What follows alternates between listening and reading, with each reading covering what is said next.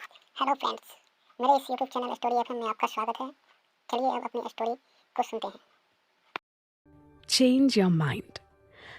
हम जैसा सोचते हैं, जो फील करते हैं, उसमें हमारी फैमिली और सोशल कंडीशनिंग या अपब्रिंगिंग का एक मेजर रोल होता है। बचपन से ही हम सभी लोगों से अपनी कैपेसिटी के साथ सक्सेस और लाइफ को लेकर बहुत सी धारणाओं यानी परसेप्शंस के बारे में सुनते रहते हैं ना, और वही परसेप्शंस हम सभी के थॉट्स और अप्रोच को अफेक्ट करती है।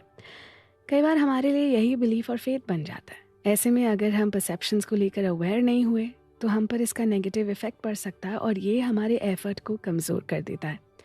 अब एग्जाम्पल के लिए हम सभी को फैमिली मेम्बर्स से या फिर स्कूल के टीचर से ये सुनने को मिला है कि अगर तुम अच्छे मार्क्स नहीं लाए या अगर हायर एजुकेशन नहीं ली तो लाइफ में कभी सक्सेसफुल नहीं हो पाओगे।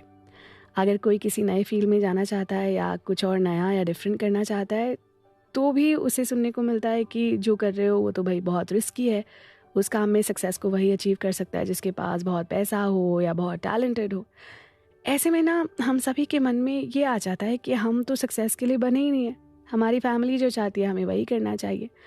अगर कोई अपनी फैमिली या पेरेंट के अगेंस्ट जाकर कुछ नया स्टार्ट भी करता है तो उसे ना हमेशा रिस्क का डर बना रहता है। वो अपने आप को कम टैलेंटेड मानता है और इस सबसे ना सेल्फ कॉन्फिडेंस तो लूज होता ही है। लक्ष्य को लेकर जो बिलीफ होता है ना वो भी कमज़ोर होता है। इस बुक के ऑथर ने अपना एग्जाम्पल देते हुए बताया है कि मैं भी अपनी फैमिली की बातों में आकर अपने प्रति परसेप्शंस बनाता था। मैं कभी भी सक्सेस को अचीव नहीं कर सकता, इसलिए मैंने कभी बर्तन धोने का काम किया तो कभी फैक्ट्री में लेबर का काम किया तो कभी कुछ और छोटे मोटे काम में अपनी लाइफ के इंपॉर्टेंट ईयर्स को स्ट्रगल में बिता दिया। लेकिन जब मैंने अपने आसपास के सक्सेसफुल लोगों के बारे में जाना तो मुझे लगा कि भाई मैं तो उनसे बेटर हूँ। मैंने ये भी देखा कि सक्सेस के लिए एजुकेशन, एबिलिटी और बेटर फैमिली बैकग्राउंड होना उतना इम्पोर्टेंट नहीं है जितना समझदारी की इम्पोर्टेंस है।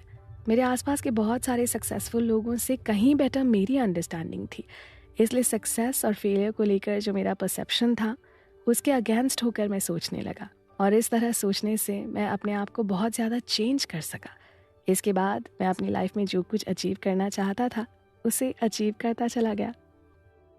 इसलिए लक्ष्य डिसाइड करने के साथ आपको अपने थॉट और अप्रोच को भी चेंज करना होगा।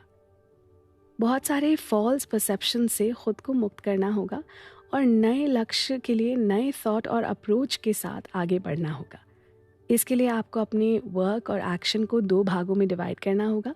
एग्जाम्पल के लिए आप अपने वर्क और एक्शन को ए और बी में डिवाइड करते हैं। ए में आप उन सभी एक्शंस को शामिल कीजिए जिससे आपको सक्सेस पाने में हेल्प मिल सकती है और बी में उन सभी एक्शंस को शामिल कीजिए जिससे आप अपनी सक्सेस से दूर हो सकते हैं। इसके बाद आपको हमेशा ए के एक्शन के प्रति अवेयर होने के साथ एक्टिव होना होगा और उसी के लिए एफर्ट करना होगा और बी के एक्शन को ना इग्नोर करना होगा और उसे भूल जाना होगा। बी के एक्शन में आपका फॉल्स परसेप्शन और ओल्ड थिंकिंग भी हो सकता है, इसलिए आपको इससे हमेशा दूर रहने की कोशिश करनी चाहिए। ऐसा करने से लक्ष्य के प्रति आप अपनी बिलीफ को स्ट्रॉन्ग कर पाएंगे। इससे आपका लक्ष्य आपके लिए और क्लियर हो जाएगा। लक्ष्य की स्ट्रेटेजिक प्लानिंग को स्ट्रॉन्ग बनाने के लिए अपने लक्ष्य को लिखना ना बहुत ज़रूरी होता है। इस बुक के ऑथर के अनुसार जो लोग अपने लक्ष्य को लिखते हैं और उसका मेजरमेंट करते हैं वो लोग उन लोगों से 10 गुना सक्सेसफुल होते हैं जो लोग अपने लक्ष्य को ना तो लिखते हैं और ना ही उसे मापते हैं।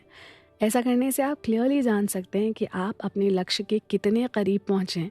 इसके साथ ही जब आप अपने लक्ष्य का मेजरमेंट करते हैं तभी आपको पता चलता है कि आपने अपने लक्ष्य को डेडलाइन तक पूरा किया है या नहीं। अगर आपने डेडलाइन को मिस किया है तो क्यों किया है, इसके पीछे का रीज़न क्या है। जब आप इस फैक्ट को क्लियरली जान पाएंगे तो ही आप इसके बेस पर दूसरी डेडलाइन बना सकते हैं ना। अदरवाइज आप बार बार डेडलाइन बनाएंगे और बार बार डेडलाइन को मिस करेंगे। आपकी प्लानिंग तभी इफेक्टिव हो सकती है जब आप अपने टारगेट को पूरा करने के लिए एफर्ट करना स्टार्ट कर दें। यानी प्लानिंग के साथ ही आपको एक्शन में आना होगा। ऐसा करने से आपको अपनी प्लानिंग पर फर्स्ट फीडबैक मिलेगा।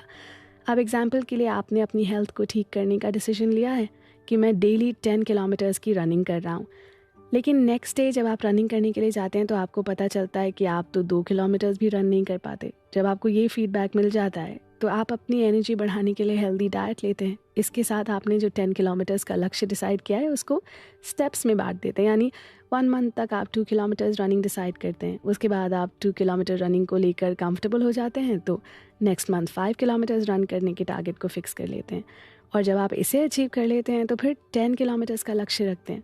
इसलिए प्लानिंग के साथ ना एफर्ट करना ज़रूरी होता है। चलिए अब हम नेक्स्ट चैप्टर में लक्ष्य को डिसाइड करने से रिलेटेड एक्सरसाइज के बारे में बात करेंगे। आप कहीं मत जाइएगा। और हाँ, इसी तरह आगे की स्टोरी सुनने के लिए आप अपने इस चैनल स्टोरी एफएम को सब्सक्राइब करें और बेल आइकन की घंटी को अवश्य दबा लें।